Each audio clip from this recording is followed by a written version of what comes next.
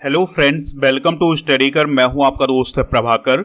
आज के इस लेक्चर में हम डिस्कस करेंगे 27 जून 2023 के मोस्ट इंपॉर्टेंट करंट अफेयर्स के क्वेश्चन। तो आप इस पूरे लेक्चर को बहुत ही ध्यान से लास्ट तक जरूर देखिएगा। चलिए दोस्तों, आज का पहला और बहुत इंपॉर्टेंट क्वेश्चन डिस्कस करते हैं। किस राज्य सरकार ने कानूनी सहायता रक्षा परामर्श प्रणाली शुरू की है? तो अभी हाल ही में उत्तर प्रदेश की सरकार के द्वारा कानूनी सहायता रक्षा परामर्श प्रणाली शुरू की गई है। और यह जो कानूनी सहायता रक्षा परामर्श प्रणाली है, यह उत्तर प्रदेश राज्य विधिक सेवा प्राधिकरण के तहत लागू की गई है। इसका उद्देश्य है क्या? तो दोस्तों, आसान भाषा में आप समझिएगा कि ऐसे व्यक्ति जिन पर आपराधिक मुकदमा चल रहा है और उन्हें कानून की जानकारी नहीं है, वो अपना पक्ष सही तरीके से नहीं रख पा रहे हैं, तो इसके लिए वह कानूनी सहायता सरकार से ले सकता है। और यह जो कानूनी सहायता होगी, यह मुफ्त में कानूनी सहायता होगी। तो जो व्यक्ति आपराधिक मामलों में फंसा हुआ है, ऐसे व्यक्तियों को यह कानूनी सहायता दी जाएगी, जिससे वह अपना पक्ष सही तरीके से रख सके। उत्तर प्रदेश की बात आई है तो मुख्यमंत्री कौन है? योगी आदित्यनाथ हैं। राज्यपाल हैं आनंदीबेन पटेल। चलिए दोस्तों, अब हम उत्तर प्रदेश से रिलेटेड कुछ इंपॉर्टेंट करंट अफेयर्स डिस्कस करते हैं। तो उत्तर प्रदेश में अभी हाल ही में 8,000 करोड़ रुपए से अधिक की 10 राष्ट्रीय राजमार्ग परियोजनाओं की आधारशिला केंद्रीय सड़क परिवहन और राजमार्ग मंत्री नितिन गडकरी ने रखी है। लेखक शांतनु गुप्ता ने अपना एक नया ग्राफिक उपन्यास लिखा है योगी आदित्यनाथ पर, और ये उपन्यास है अजय टू योगी आदित्यनाथ।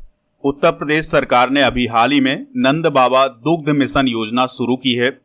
उत्तर प्रदेश की सरकार ने बेघर बुजुर्गों को आश्रय देने के लिए एल्डर लाइन सेवा शुरू की है। इसके अलावा उत्तर प्रदेश हॉकी ने 13वीं हॉकी इंडिया सब जूनियर पुरुष राष्ट्रीय चैंपियनशिप 2023 का खिताब अभी हाल ही में जीता है। दोस्तों, यहां पर आप उत्तर प्रदेश का मैप देख सकते हैं। उत्तर प्रदेश की जो कैपिटल है लखनऊ, वो यहां पर स्थित है। उत्तर प्रदेश में राज्यसभा सीटें हैं 31, लोकसभा सीटें कितनी हैं? 80, और विधानसभा सीटें कितनी हैं? 403 है। दोस्तों, कुछ इंपॉर्टेंट पॉइंट है राष्ट्रीय उद्यान से रिलेटेड। तो उत्तर प्रदेश में एकमात्र राष्ट्रीय उद्यान है, उसका नाम है दुधवा राष्ट्रीय उद्यान, और ये कहाँ है? लखीमपुर खीरी में। तो दोस्तों, आप ये उत्तर प्रदेश का मैप देख रहे हैं, ये है लखीमपुर खीरी। तो यहाँ पर स्थित है दुधवा राष्ट्रीय उद्यान, जो कि नेपाल के बॉर्डर के पास है। फिर एक अभ्यारण्य है जो कई बार एग्जाम में पूछा गया है, चंद्रप्रभा वन्य जीव अभ्यारण्य। ये दोस्तों उत्तर प्रदेश के चंदौली डिस्ट्रिक्ट में है। ये आप देख पा रहे हैं, ये है चंदौली डिस्ट्रिक्ट, यहाँ पर स्थित है चंद्रप्रभा वन्य जीव अभ्यारण्य। फिर इसके बाद बात करते हैं रानीपुर टाइगर रिजर्व की, जो कि चित्रकूट में स्थित है। चित्रकूट आप देखिएगा मैप में, ये दिखाई दे रहा है चित्रकूट। तो चित्रकूट में स्थित है रानीपुर टाइगर रिजर्व, और इसे अभी हाल ही में टाइगर रिजर्व घोषित किया गया है, और यह भारत का 53वां टाइगर रिजर्व है। और दोस्तों, अभी हाल ही में विश्व का पहला एशियाई किंग गिद्ध संरक्षण केंद्र कहां पर स्थापित किया गया है? तो यह महाराजगंज में स्थापित किया गया है। ठीक है, तो ये सभी पॉइंट आप नोट कर सकते हैं। दोस्तों, आप इस पूरे लेक्चर को बहुत ही ध्यान से लास्ट तक देखिएगा। लास्ट में आपसे एक क्वेश्चन पूछा जाएगा, जिसका आंसर आपको कमेंट बॉक्स में देना है। चैनल पर अगर आप पहली बार आए हैं तो सब्सक्राइब कर लें, बेल आइकन भी दबा लें, जिससे आपको समय पर सबसे पहले नोटिफिकेशन मिल सकेगा। अगर आपको इस लेक्चर का पीडीएफ चाहिए तो पीडीएफ मिलेगा टेलीग्राम चैनल पर। टेलीग्राम पर जाइए, स्टडी कर ऑफिशियल आप सर्च करेंगे तो दोस्तों आपको हमारा चैनल मिल जाएगा। चैनल को ज्वाइन करेंगे तो पीडीएफ भी मिल जाएगा। इसके अलावा पीडीएफ हमारे ऐप पर भी उपलब्ध है। ऐप का लिंक डिस्क्रिप्शन बॉक्स में दिया गया है। दोस्तों, अगर आपको लेक्चर पसंद आता है तो आप इसे लाइक करें, शेयर करें सभी दोस्तों को, सभी सोशल मीडिया प्लेटफॉर्म पर। चलिए अगला प्रश्न डिस्कस करते हैं। असम की पहली अंडर वाटर सुरंग किस नदी के नीचे बनेगी? तो यह ब्रह्मपुत्र नदी के नीचे बनेगी। तो असम के जो चीफ मिनिस्टर हैं हेमंत बिश्व शर्मा जी, उनके द्वारा अभी हाल ही में ये घोषणा की गई है कि असम की पहली अंडर वाटर सुरंग जो है वो ब्रह्मपुत्र नदी पर नुमालीगढ़ और गोहपुर के बीच बनने वाली है, और इसकी जो लागत है वो है 6,000 करोड़ रुपए की। तो दोस्तों, यह असम की और पूर्वोत्तर भारत में ब्रह्मपुत्र की पहली अंडर वाटर सुरंग होगी।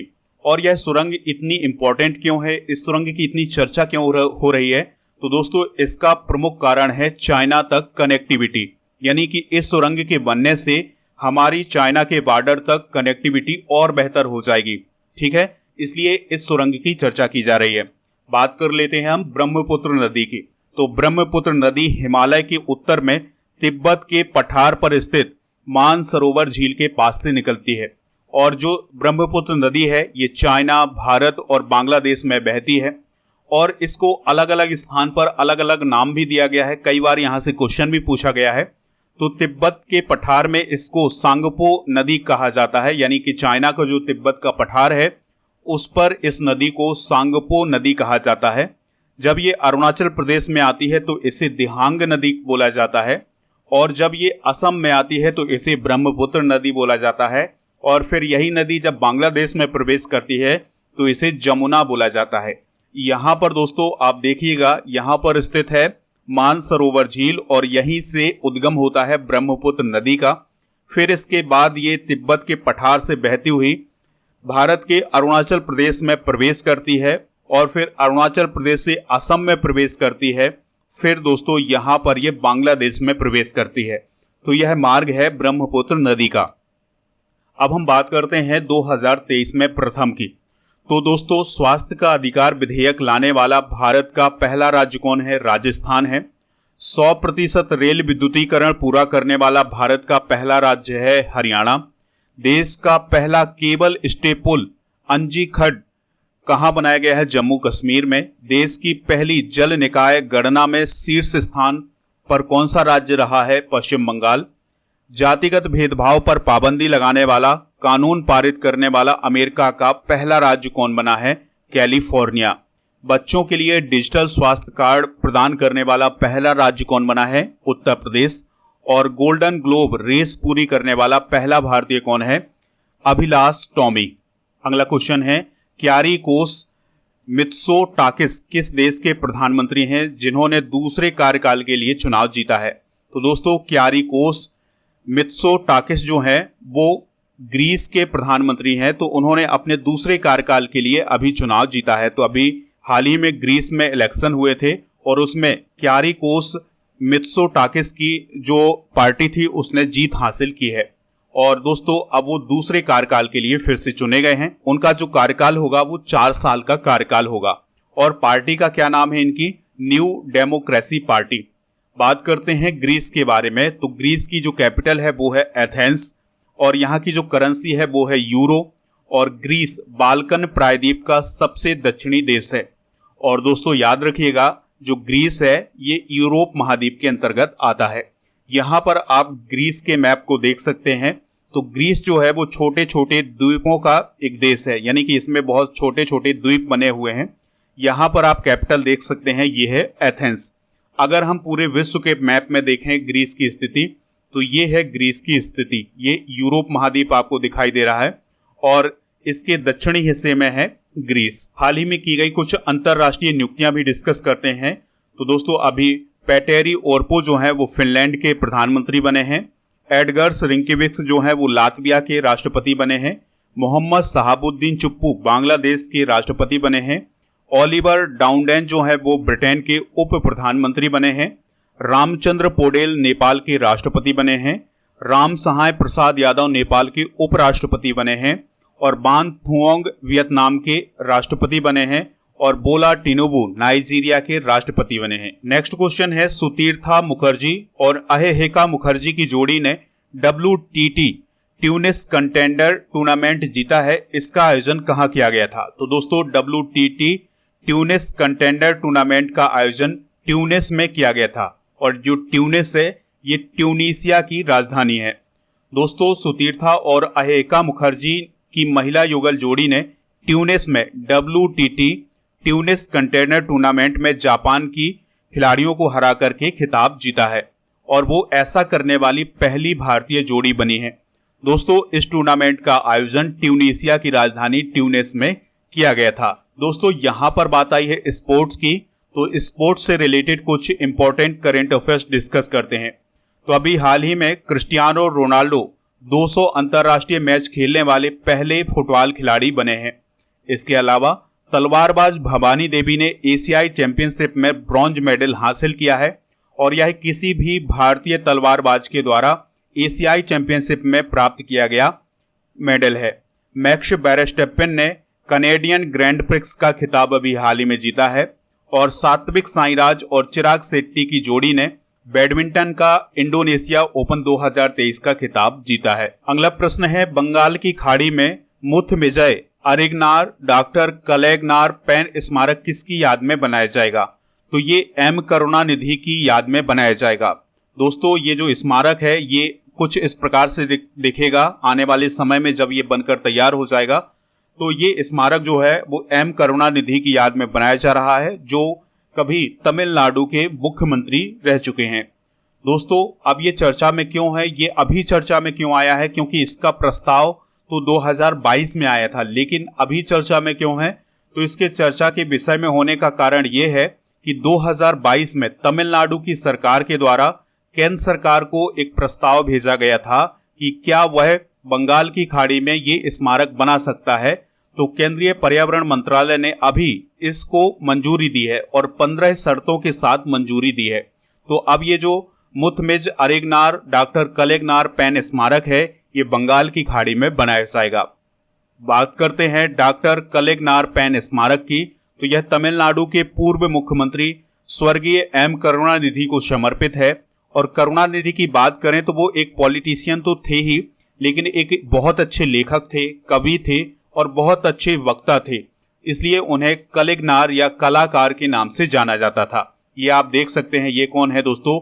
एम करुणानिधि हैं और अभी इन्हीं के बेटे हैं एम के स्टालिन, वो तमिलनाडु के मुख्यमंत्री बने हुए हैं। अगला प्रश्न है, शंकर महादेवन को किस देश में डॉक्टरेट की मानद उपाधि मिली है? तो दोस्तों, शंकर महादेवन जो है एक गायक हैं, कंपोजर हैं, तो उन्हें अभी हाल ही में ब्रिटेन में डॉक्टरेट की मानद उपाधि प्राप्त हुई है और जो बर्मिंघम सिटी यूनिवर्सिटी है उसके द्वारा ये मानद उपाधि प्रदान की गई है। और दोस्तों, इस यूनिवर्सिटी के प्रोफेसर हैं फिलिप फ्लाडेन, तो उनके द्वारा ये उपाधि प्रदान की गई है शंकर महादेवन को। हाल ही में प्रदान किए गए कुछ प्रमुख पुरस्कार भी डिस्कस करते हैं। तो ऑर्डर ऑफ द नाइल पुरस्कार या सम्मान दिया गया है पीएम नरेंद्र मोदी जी को मिस्र के द्वारा, और प्रोफेसर कोठापल्ली जयशंकर पुरस्कार दिया गया है आचार्य एन गोपी को। जर्मन शांति पुरस्कार 2023 दिया गया है सलमान रुश्दी को और गांधी शांति पुरस्कार 2021 दिया गया है गीता प्रेस गोरखपुर को। नेक्स्ट क्वेश्चन है, विश्व ड्रग दिवस कब मनाया जाता है? तो 26 जून को विश्व ड्रग दिवस मनाया जाता है। तो दोस्तों, इस दिवस को मादक पदार्थ सेवन और तस्करी निरोध दिवस भी बोलते हैं। तो इस दिवस को मनाया जाता है 26 जून को। दोस्तों, 2023 की थीम क्या है? लोग पहले, कलंक और भेदभाव रोकें, रोकथाम को मजबूत करें। और इस दिवस को मनाने का उद्देश्य है नशीली दवाओं के दुरुपयोग और अवैध नशीली दवाओं की तस्करी को खत्म करने के लिए वैश्विक प्रयासों को बढ़ावा देना। हाल ही में मनाए गए कुछ प्रमुख दिवस डिस्कस करते हैं। तो अंतर्राष्ट्रीय नाविक दिवस 25 जून को मनाया गया है। अंतर्राष्ट्रीय ओलंपिक दिवस 23 जून को मनाया गया है। अंतर्राष्ट्रीय विधवा दिवस 23 जून को मनाया गया है और संयुक्त राष्ट्र लोक सेवा दिवस मनाया गया है 23 जून को। तो ये अभी हाल ही में मनाए गए कुछ प्रमुख दिवस हैं। नेक्स्ट क्वेश्चन है, गूगल ने भारत के किस शहर में ग्लोबल फिनटेक सेंटर खोलने की घोषणा की है? आंसर हो जाएगा इसका गांधीनगर। तो गांधीनगर में गूगल के द्वारा ग्लोबल फिनटेक सेंटर खोला जाएगा। अब ये फिनटेक सेंटर क्या होता है? तो दोस्तों, फिनटेक सेंटर का मतलब ये होता है कि जिस स्थान पर फाइनेंस से रिलेटेड काम टेक्नोलॉजी की मदद से होता है उस स्थान को फिनटेक सेंटर बोला जाता है। तो गूगल के द्वारा फिनटेक सेंटर गांधीनगर गुजरात में खोला जाएगा। और ये गांधीनगर गुजरात में कहाँ खोला जाएगा? तो जो गांधीनगर में गिफ्ट सिटी है वहां पर ये फिनटेक सेंटर खोला जाएगा। बात कर लेते हैं इसके निवेश की, यानी गूगल के द्वारा इस फिनटेक सेंटर में कितना निवेश किया जाएगा? तो $10 बिलियन यानी करीब 82,000 करोड़ रुपए का निवेश किया जाएगा। तो अभी हाल ही में पीएम मोदी अमेरिका की यात्रा पर गए थे और वहीं पर गूगल के जो सीईओ हैं सुंदर पिचई जी, वो उनसे मिले हैं पीएम मोदी जी से और इस फिनटेक सेंटर को लेकर के चर्चा की गई है। बात कर लेते हैं गूगल की, तो इसकी स्थापना 4 सितंबर 1998 को हुई थी। इसके संस्थापक हैं लैरी पेज और सर्गी ब्रिन और वर्तमान में इसके सीईओ हैं सुंदर पिचाई। अगला प्रश्न है, 25 जून को स्मार्ट सिटी मिशन परियोजना के कितने वर्ष पूरे हो गए हैं? तो दोस्तों 25 जून को स्मार्ट सिटी मिशन परियोजना के 8 वर्ष पूरे हो गए हैं। तो दोस्तों स्मार्ट सिटी परियोजना ministry of housing and urban affairs के द्वारा चलाई जा रही है और इसको 25 जून 2015 को लॉन्च किया गया था और इसका जो उद्देश्य है वो शहरों में सुविधाओं को बढ़ाना है और शहरों का जो बुनियादी ढांचा है उसको बढ़ावा देना है और नागरिकों के जीवन स्तर में और जो नागरिकों की जीवन की गुणवत्ता है उसको बढ़ाना है। ठीक है, तो इसके लिए स्मार्ट सिटी मिशन चलाया जा रहा है और 25 जून को इसके 8 वर्ष पूरे हो गए हैं। अगला क्वेश्चन है, किस राज्य ने दूध प्रसंस्करण इकाई स्थापित करने के लिए एनडीडीबी के साथ साझेदारी की है? तो अभी हाल ही में हिमाचल प्रदेश सरकार के द्वारा दूध प्रसंस्करण इकाई स्थापित करने के लिए एनडीडीबी के साथ साझेदारी की है। तो दोस्तों हिमाचल प्रदेश सरकार राज्य के कांगड़ा जिले के डगबार में 250 करोड़ रुपए की लागत से अत्याधुनिक दुग्ध प्रसंस्करण संयंत्र स्थापित करने वाली है। तो इसके लिए जो हिमाचल प्रदेश की सरकार है उसके द्वारा राष्ट्रीय डेयरी विकास बोर्ड से समझौता किया गया है। ठीक है, यानी कि जो राष्ट्रीय डेयरी विकास बोर्ड है वो इस संयंत्र को स्थापित करने में मदद करेगा। बात कर लेते हैं राष्ट्रीय डेयरी विकास बोर्ड की। तो इसकी स्थापना 1965 में की गई थी। इसका मुख्यालय गुजरात के आणंद शहर में है। दोस्तों चलिए कल के करंट अफेयर्स को रिवाइज करते हैं, फिर इसके बाद जनरल नॉलेज के पिटारे को डिस्कस करेंगे। लास्ट में पूछेंगे आपसे एक क्वेश्चन जिसका आंसर आपको कमेंट बॉक्स में देना है। कल का पहला क्वेश्चन था, मिस्र के सर्वोच्च सम्मान ऑर्डर ऑफ नाइल से किसे सम्मानित किया गया है? नरेंद्र मोदी को। बलिदान स्तंभ की आधारशिला कहाँ रखी गई है? श्रीनगर में। कूटनीति में अंतर्राष्ट्रीय महिला दिवस कब मनाया जाता है? 24 जून को। अलीबाबा के नए चेयरमैन कौन बने हैं? जोसेफ तसाई बने हैं।